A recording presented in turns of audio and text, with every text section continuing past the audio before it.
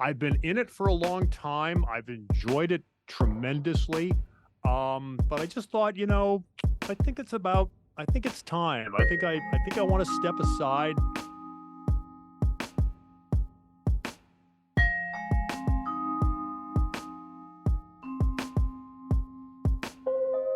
Hi there, it's WAMC News Director Ian Pickus, and on this episode of the WAMC News Podcast, we bid farewell to one of our own. The record-setting tenure of Springfield Mayor Domenic Sarno, the 2011 tornado and its recovery that remade the largest city in western Massachusetts, the fallout from the deadly COVID outbreak at the Holyoke Soldiers Home. Those are just a few of the thousands and thousands of stories WAMC's Pioneer Valley Bureau Chief Paul Tuthill has covered for WAMC since joining us nearly 17 years ago. Democratic State Representative Bud Williams of Springfield said in order to win local approvals and obtain a state license, MGM hyped the casino as an economic engine that would spread the wealth downtown and generate great new employment. Patrick pledged to be governor for the entire state and pursue policies that would have a generational impact, not just affect the next election. And we had had too many years of leadership, more interested in having the job than in doing the job. That initial order was used up in 2 days. Then the state decided to keep the free testing site open for another 30 days, then 30 more days, then 3 months, followed by more extensions until last Friday when Stop the Spread ended. Laura Healy took the oath of office to become the 73rd governor of Massachusetts. I will support the Constitution of the United States. Now, Paul is in the final few days of a radio news career that goes back decades in the Bay State as he gets ready to retire at the end of the month. First, he's here for a rare interview where he's answering the questions instead of asking them, "Hey, Paul." Yes, you've put me on the spot. Yeah, Paul Tuthill, this is your life, at least the professional side. How's it feel to be coming down to the end? Well, it feels it feels strange. I've thought about this for a while. This was not this was not a spur of the moment decision. I started thinking about this actually back late last year when I got a postcard in the mail urging me to save the date for my 50th high school reunion. Wow. And it dawned on me then that I have been doing this now, doing radio news for almost 50 years. I started working part-time when I was a freshman in college. So I've been in it for a long time. I've enjoyed it tremendously. But I just thought, I think I think it's time. I think I want to step aside, frankly, let somebody younger come in here with maybe a different perspective on things and let them take over here in the Pioneer Valley, WAMC's Pioneer Valley News Bureau, and I'll go on into retirement. So let's go back to the beginning. You said you've been doing it all these years. What attracted you to this kind of work in the beginning? Yeah, I'd always been interested in radio. Ever since I was a little kid, I remember, walking around with a portable radio in my hand. One of those, I don't know if the people remember transistor radios, but I had transistor radios that, you could tune in the local stations, I grew up in upstate New York, in Olean, New York, south of Buffalo. And used to listen to the Buffalo stations on my radio. I'd always been interested in radio, would fall asleep at night listening to the radio. But it wasn't something that at the time I thought I want to do this for a living or do this as a career. But when I went to college, University of Rochester, my freshman year, I met a couple of people in my freshman dorm. They were interested in radio, as was I. And we went to the college radio station. There was a college radio station operating on campus, an FM station, low power FM station. And I became involved in that, started doing news, became news director, took over some other student management positions. And And as I said, I started working part-time, actually doing some work for United Press International, which was around in those days and was the main competitor to the Associated Press as a wire service delivering the news to newsrooms all across the country. And so doing a little part-time work for United Press International and also doing the college radio, I thought to myself, maybe I could do this for a living and I'd like to do it for a living. And son of a gun, I did. So you, as you say, you're from Western New York. How did you end up Yeah. making most of your career in Massachusetts? I applied for a job at WTAG in Worcester in the early 1980s. I got the job, moved up here, and stayed here. It was strictly a career move. I was looking to, when you're young and you're looking to move up the career ladder, you want to go from, you want to go from a small radio station to a slightly bigger one to a slightly bigger one, and work your way up. That's kind of the goal, and at least it was for me. And that's how I ended up in Massachusetts. It was a career opportunity to go to work for a radio station in Worcester, WTAG, that was owned at the time by a newspaper, the Worcester Telegram and Gazette. That's where the call letters come from.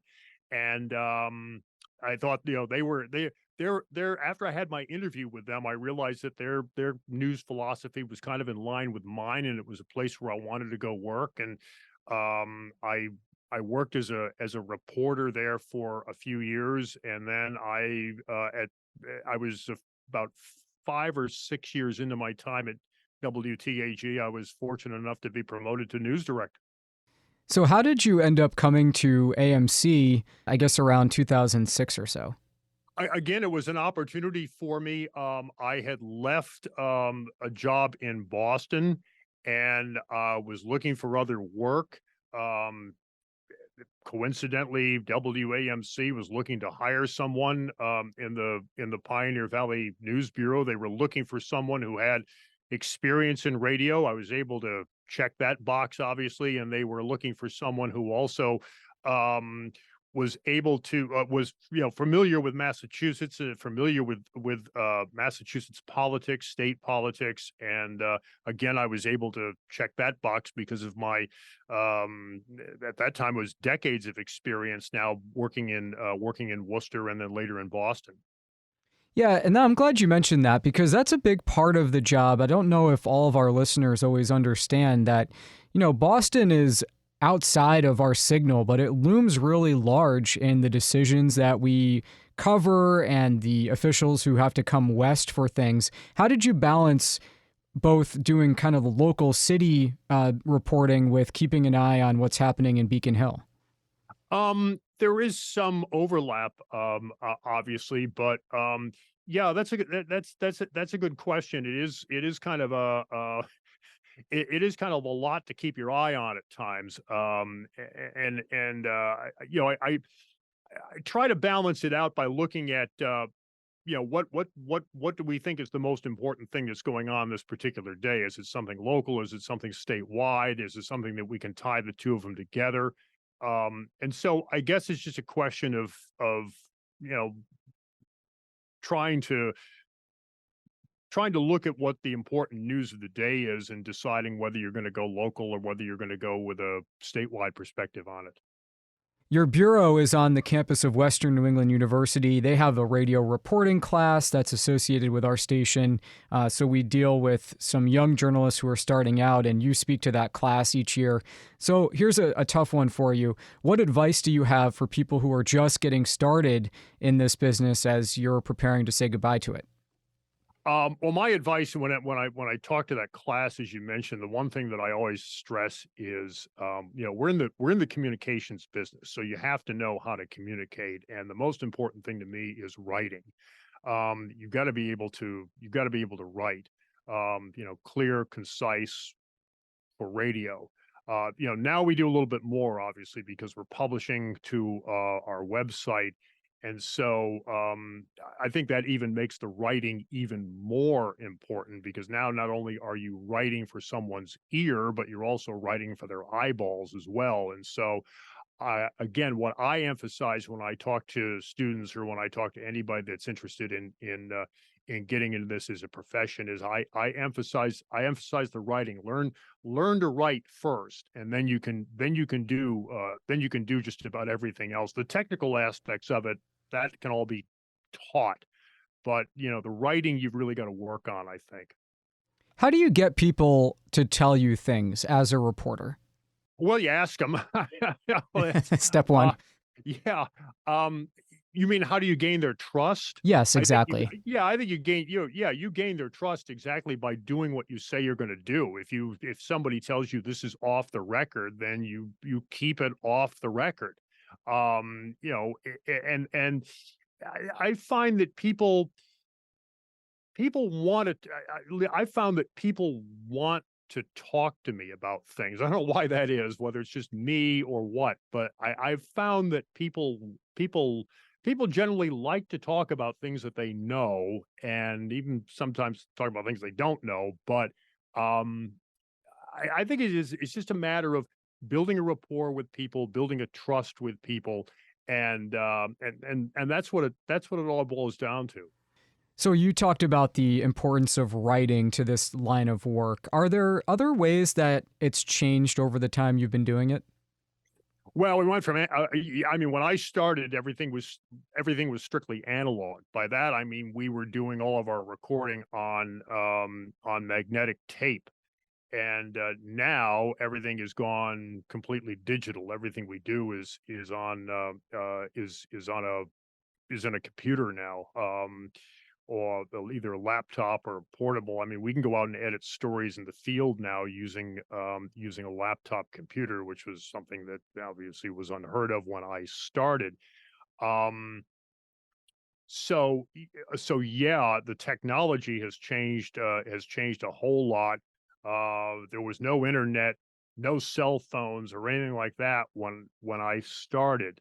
So the technology has taken it the technology has taken the job to a different point, but fundamentally it hasn't really changed.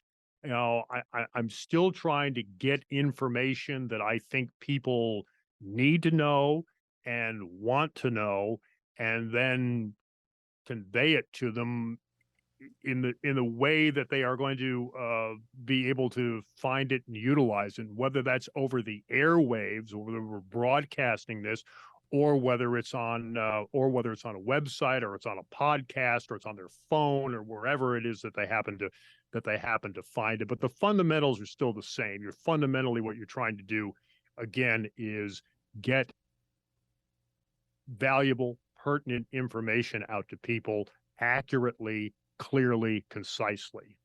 So as you're thinking about, your time, especially here at WAMC, what are some of the stories or the people that stick out among the sea of all of the daily work you've done? Well, you played some of the highlights here. I would say you mentioned I've had a front row seat to the tenure of the longest serving mayor in the city of Springfield's history, Domenic Sarno. My arrival here in the bureau in 2007 just happened to coincide with his upset victory in the mayoral election in Springfield that year. So I've covered that. There was the devastating tornado that hit Springfield and other areas of Western Massachusetts in 2011, and of course,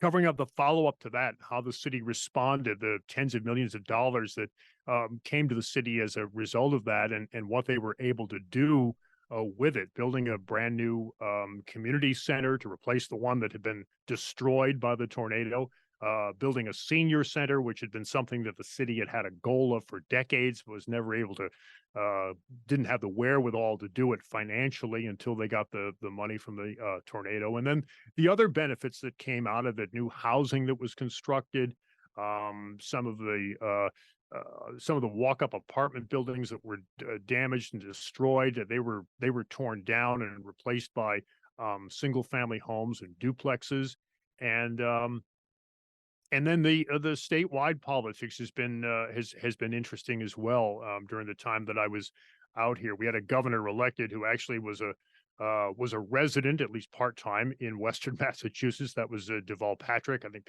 most people probably know he has a home in Richmond. And so that was interesting to cover him as well, because he spent a lot of time out here. Physically, he was out here in this area probably more than any other governor. So yeah, I mean, it's hard. It's sort of like, it's sort of like it's sort of like the favorite child question, right? It's kind of hard to pick a story out and say, well, this is the thing that I remember the most. Although certainly I have very vivid memories of the tornado. I mean, some of those images are just I'll never forget seeing some of the things I saw as in the aftermath of that storm. Okay, so let's look ahead a little bit. Let's say it's a weekday in January. For people who don't know, we have a morning news meeting every day at 8:25. You'll be retired. What will you be doing instead? What lies ahead here? People ask me, "Oh, what are you going to do when you retire?" I go, "Well, I'm not going to go to work every morning." So I guess that'll be the answer. I will not be on the call. Who knows? I may be asleep. Maybe I'll be out on a golf course somewhere. I don't know, but I will not be working. I know that is that is one thing for certain. Well, Paul, congratulations. A great run coming to an end here at WAMC, and for, as you say, 5 decades more or less as a radio reporter. You really don't see that too much anymore. I congratulate you, and thank you for letting me put you on the spot a little bit. Ian, thank you. It was fun looking back. Okay, that does it for this episode of the WAMC News Podcast. Thanks so much for listening. Until next time, I'm Ian Peckus.